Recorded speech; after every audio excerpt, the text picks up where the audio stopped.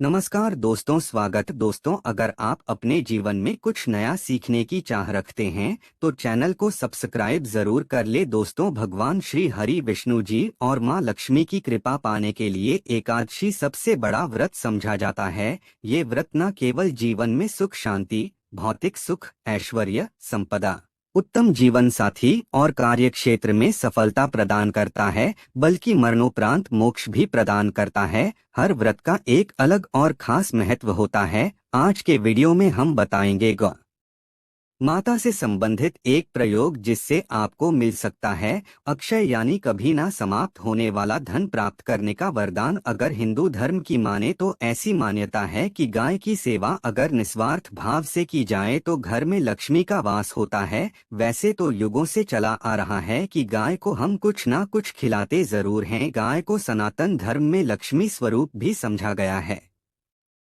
जाता है कि गाय की सेवा करने से घर परिवार सुखी और संपन्न रहता है। जिस घर में गाय की सेवा निस्वार्थ भाव से होती है उस घर में लक्ष्मी जी की कृपा हमेशा बनी रहती है। और जिस घर में गाय की सेवा नहीं होती, अचानक से किसी भी तरह की वहां पर विघ्न बाधाएं आती रहती है। वैसे तो कुछ लोग शहरों में भी रहते हैं, महानगरों में रहते हैं, तो वहां पर गाय पालना संभव ही नहीं है, परंतु वहां पर भी रोटी जरूर खिलाई जाती है। परंतु कई बार गाय को खिलाने में कुछ भूल हो जाती है। तो कौन सी वो 3 चीजें हैं जो गाय को नहीं खिलानी चाहिए, आज हम आपसे इस वीडियो में साझा करेंगे। परंतु दोस्तों, उससे पहले आपसे रिक्वेस्ट करते हैं कि वीडियो को लाइक जरूर करिएगा, दोस्तों को शेयर कर दीजिएगा। और अगर आपने अभी तक चैनल को सब्सक्राइब नहीं किया है तो चैनल को सब्सक्राइब करके बेल आइकन जरूर दबाइएगा। गाय के अंदर सभी देवी देवताओं का निवास समझा जाता है। तो आप सुबह जो पहली रोटी बनती है वो अगर गाय को खिलाते हैं तो देवी देवताओं का आशीर्वाद मिलता है।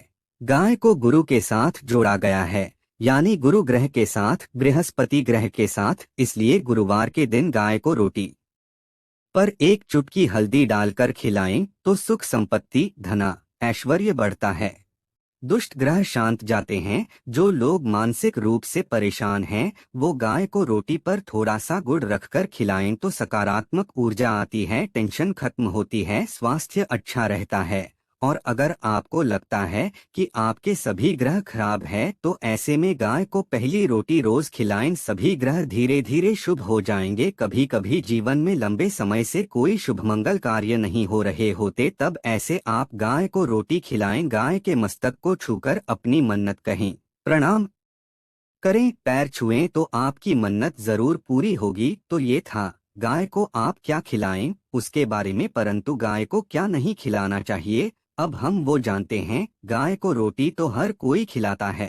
अब ये रोटी बासी बिल्कुल भी नहीं होनी चाहिए, यानी कि एक दिन पहले की जो रोटी बनी रहती है और आप दूसरे सुबह सुबह खिला देते हैं, वो नहीं खिलानी चाहिए। कई बार आप रोटी बना लेते हैं और उस दिन गाय मिलती नहीं तो रोटी रखी रह जाती है। फिर वो अगले दिन गाय को खिलाने से गाय का अपमान समझा जाता है, वो रोटी बासी कहलाती है। इसलिए गाय को एक दिन पहले की बची हुई रोटी कभी नहीं खिलानी चाहिए। सड़ी गली चीजें, खराब चीजें गाय को मत खिलाइए, इससे घर में परेशानी आती है। अगर आप ऐसा हैं तो अपनी आदत को बदलिए, क्योंकि इससे घर में तकलीफ आती है। गाय को हरा चारा तो हर कोई खिलाता है।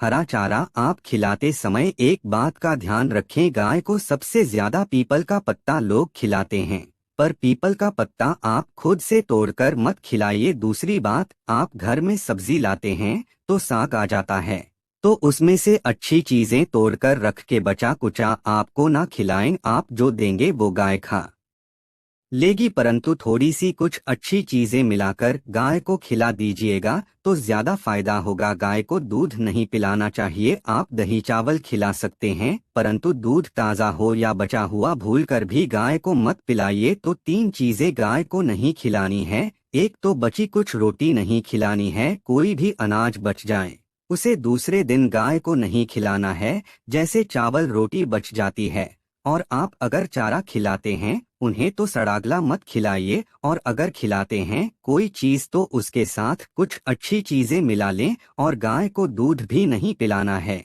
ये चीजें बिल्कुल भी नहीं खिलाएं नहीं तो घर में गरीबी आती है। माता लक्ष्मी आपके घर में वास करना छोड़ देती है। 84 लाख योनियों के सफर करके आत्मा अंतिम योनि के रूप में गौ का रूप धरती है। गाय योनियों का वो पड़ाव है जहां आत्मा विश्राम करके आगे की यात्रा शुरू करती है। दोस्तों, गाय का कोई अपशगुन नहीं होता है। जिस भूभाग पर मकान बनाना हो वहां पर अगर आप 15 दिन के लिए गाय और बछड़ा बांध देते हैं तो वो जगह पवित्र हो जाती है। भूभाग से बहुत सारी आसुरी शक्तियों का नाश हो जाता है क्योंकि गाय में सकारात्मक ऊर्जा का भंडार समझा गया है। गाय का मार्ग रोकना, अगर आप कहीं भी जा रहे हैं और गाय माता आपका मार्ग रोक दे तो ये बहुत ही शुभ समझा जाता है। गाय और बछड़े का दर्शन एक साथ आपको हो जाए तो आपकी सफलता का प्रतीक समझा जाता है। अगर आपके घर के आसपास गौ घूमती रहती है तो इसका मतलब है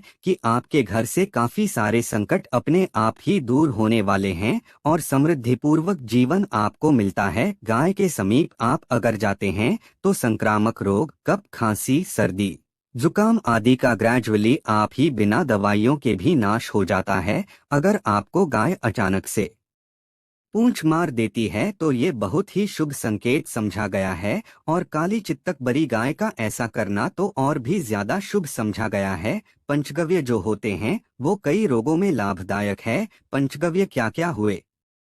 गाय के दूध, दही, घी, मूत्र और गोबर, इन सभी को शरीर के रोग निरोधक क्षमता को बढ़ाकर रोगों को दूर करने वाला समझा गया है। ऐसा रोग नहीं है जिसका इलाज पंचगव्य से नहीं किया जा सकता। दोस्तों, आज के समय में लोग गौ माता की पूजा करने के बजाय, उनका सही उपयोग करने के बजाय उनको काटकर मारकर खाना ज्यादा पसंद करते हैं। बुरा लगेगा शायद, पर ये सच है। और गाय को रोटी देने से न केवल सुख समृद्धि की प्राप्ति होती है बल्कि बरकत भी होने लगती है। अगर आप गौ को पाल सकें तो अच्छी बात, परंतु आज के मॉडर्न युग में जहां लोगों की शायद खुद की घर में रहने की जगह नहीं है, ऐसे में गौ को रखना थोड़ा कठिन और हो सकता है। ऐसे में आप गौ को रोटी दें, कम से कम रोटी दे करके आप सुख समृद्धि को प्राप्त कर सकते हैं। आपके घर में बरकत होने लगती है। हमारे बुजुर्ग हमेशा से कहते हैं कि गाय को रोटी खिलानी चाहिए, परंतु समय स्थिति के चलते गाय की सेवा हर कोई नहीं कर पाता, परंतु कम से कम रोटी तो आप खिला सकते हैं।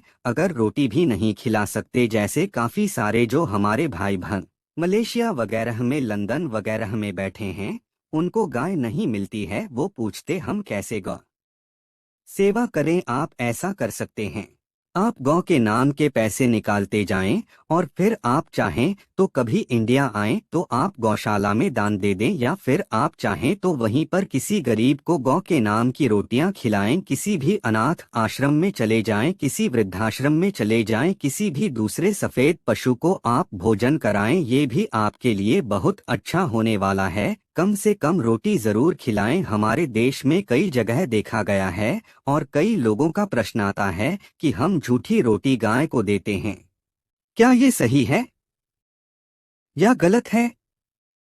हम झूठा खाना, बचा हुआ खाना गाय को खिलाते हैं, यानी जो बच जाता है वो गाय के हवाले कर दिया जाता है। तो आपको बता दें दोस्तों, रामायण काल में गौ माता को एक श्राप मिला था, उसी की वजह से आज उनके साथ ऐसा हो रहा है। उसी श्राप की वजह से गौ माता में देवी देवताओं का वास होने के बाद भी उनको झूठा खाना पड़ता है। यहाँ तक पॉलीथीन्स भी खाते हैं। हालांकि ये किसी भी लिहाज से सही नहीं है। के लिए गया धाम पहुँचे, वहाँ